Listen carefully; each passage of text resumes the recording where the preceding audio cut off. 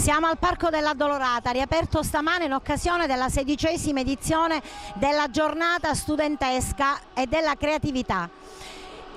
Un'iniziativa promossa dalla Consulta Provinciale Studentesca di Agrigento, rivolta a tutti i giovani studenti della provincia di Agrigento, coinvolti in momenti musicali, performance, momenti sportivi e numerose altre iniziative.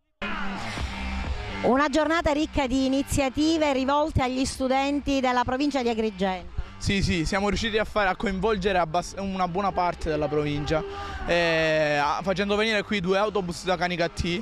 Quello che comunque abbiamo cercato di fare penso che si sia pienamente realizzato. La festa è riuscita pienamente, adesso non ci resta che godercela. Quest'anno abbiamo deciso di cambiare location per l'abituale festa dello studente, meglio nota come giornata dell'arte e della creatività studentesca.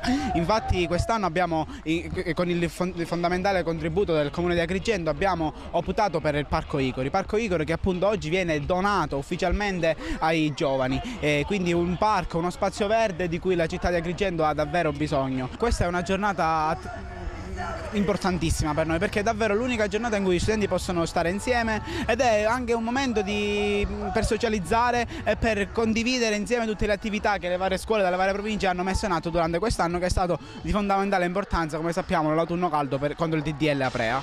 In occasione di questa giornata dell'arte e dello studente, il Comune di Agrigento riapre questo immenso spazio e lo ridona alla città. Simbolicamente consegniamo ai giovani della nostra terra questo meraviglioso spazio, lo consegniamo perché possa essere fruito.